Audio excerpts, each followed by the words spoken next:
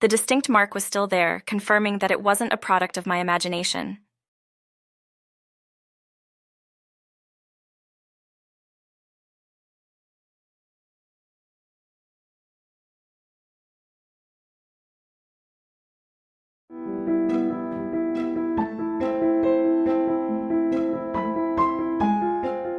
It has been more than a few months since I moved into this cozy apartment, and I was quite happy until that fateful day. It was about 5 years ago. A brilliant sunny weekend bathed in warm sunlight. I found myself lying in bed with no particular things to do, contemplating a change in my apartment interior to shake things up a bit. However, tackling it alone felt like a bit of a daunting task, and I thought it would be more fun to invite my close friend to join me. Together, we hung curtains and revitalized the space, making it feel like a brand new home. It was a gratifying transformation, but one thing continued to nag at me: a storage cabinet on the balcony. It was either left behind by the previous tenant or had been there since before I moved in, and I couldn't help but think it was an eyesore.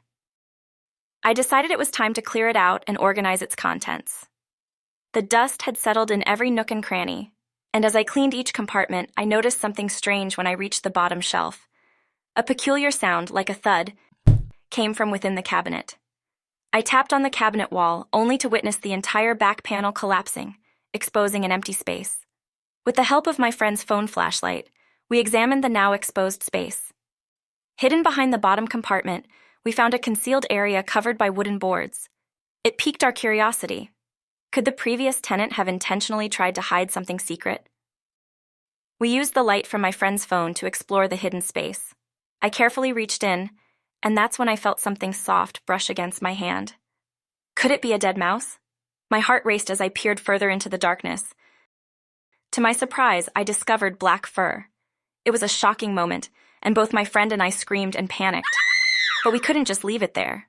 We had to find out what it is. So with great caution, we removed the source of our fright from the cabinet.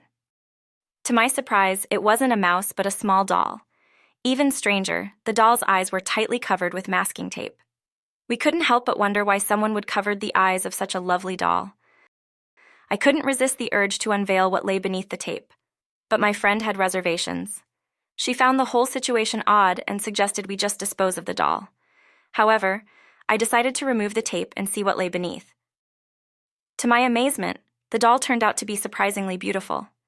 It had an endearing charm about it, except for the tiny mark right beneath its left eye, which gave it a unique character. After a thorough dusting and tidying up, I placed it prominently on a shelf. My friend questioned my decision to keep the doll, but I couldn't explain why I felt compelled to. I wasn't particularly fond of dolls, but for some reason, this one had captured my interest. That evening, I was exhausted from our efforts, and I quickly drifted off to sleep. However, my slumber was soon interrupted.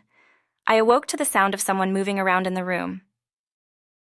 It was a stranger dressed in white was pacing back and forth. I was gripped by a sense of unease as I watched this mysterious figure, which seemed to sense my presence and slowly turned to face me. Our eyes locked and shouted with eerie smile, I found you. "What does that mean, she have found me?" I was perplexed and afraid. Then suddenly, her demeanor changed. She appeared puzzled and uttered, Hey, you're not her. But this time it's for real. She turned away from me and began counting slowly, as if we were playing a game of hide and seek. 1, 2, 3, 4, 5.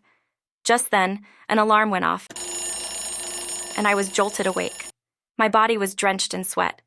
It must have been a vivid nightmare, I thought, but the strange occurrences didn't end there. Whenever I was alone at home, I couldn't shake the feeling that someone else was there with me. Doors would creak open and shut on their own, and I would feel an unseen presence watching me. It was a sensation that sent shivers down my spine. This unease led me to call my friend over to keep me company. We spent hours talking, and as night fell, we went to bed thinking that having my friend there would provide comfort and security. Little did I know that my troubles were far from over. In the dead of night, I turned my head at the chilling presence that surged out of nowhere. 1, 2, 3, 4, 5. It was the same woman I had seen before, pressing herself against the wall with both hands covering her face, and she said, Ready or not, here I come. She turned towards me, slowly lowering her hands, and I stared at her, frozen in place. Don't come any closer, I desperately whispered to myself. But contrary to my wishes, she kept getting closer. Her intense gaze locked onto mine as she began to scream. Why didn't you hide? Why didn't you hide? As I examined her face, my heart plummeted. A distinct mark just below her left eye, identical to the one on the doll's face I had encountered. Realization washed over me, and I couldn't maintain my composure. The next day, I remained immobile even until the noon. My friend shook me awake. When I finally opened my eyes, my first instinct was to check the doll's face. The distinct mark was still there, confirming that it wasn't a product of my imagination. I had been having recurring dreams about a woman ghost for several days, and to my horror, the doll bore a striking resemblance to her. I told you it was ominous. My friend had warned from the moment she laid eyes on it. She insisted we return the doll to its place immediately. Driven by fear for my safety, she took the doll, returned it to the storage cabinet, and even blocked it from view with wooden boards. Despite these efforts, I couldn't shake my unease, so I fled to my parents' house. Upon seeing my family, a sense of relief washed over me, and exhaustion set in. I had fallen into a deep sleep when that eerie feeling returned. Terrified, I kept my eyes tightly shut. In the distance, faint, sinister laughter echoed. It felt like someone was raising my eyelids, and my eyes opened against my will. Strangely, I found myself staring at my old apartment, even though I was certain I was at my parents' house. I gazed into an empty room, unaware, until the woman who had haunted my dreams appeared, rolling her large eyes around and muttering, Out of sight, must be hiding somewhere. I jolted awake and scanned my surroundings, relieved to find myself still at my parents' house. I was convinced that once I woke up, I would have trouble falling asleep again.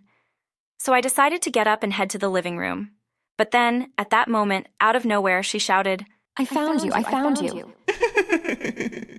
I took steps backward as she steadily approached me. Frightened, I shouted, Don't come closer to me. Why are you doing this to me? I forced my legs to move even though they felt very heavy, and made my escape through the slightly open door. My breath was shallow and my legs were struggling, but I couldn't afford to stop. Being caught in this sick game of hide and seek would surely lead to death. However, my steps were growing slower, and she was closing in on me. Where are you going? It's your turn now. She grabbed me from behind, causing me to tumble to the ground. Her hands tightened around my throat, and with her long fingernails, she was about to stab my eyes as she said, Now it's your turn to play hide and seek in the darkness. Oh my gosh, are you all right? Fortunately, at that very moment, my family rushed to my aid. Their expressions were a mix of shock and concern as they found me lying on the hallway floor gasping for air, my face turning blue. I had no choice but to reveal everything that had happened. It was then that my younger brother, in a hushed tone, raised an intriguing question. Do you think previous tenant have cast a spell on that doll to play the game of hide and seek, but blindfolded her, making it impossible to find? Upon hearing my brother's theory, even though it may sound completely absurd to anyone, I was utterly convinced by it, and so were my parents. They promptly decided to remove the doll from my room and consider relocating me. However, I couldn't shake the persistent feeling that as long as its eyes remained uncovered, it might continue to haunt me. After much contemplation and discussion within our family, we reached a decision. We covered the doll's eyes with tape in the same way I had found it and buried it in an empty lot nearby. The beautiful doll with its eyes wrapped around with tape.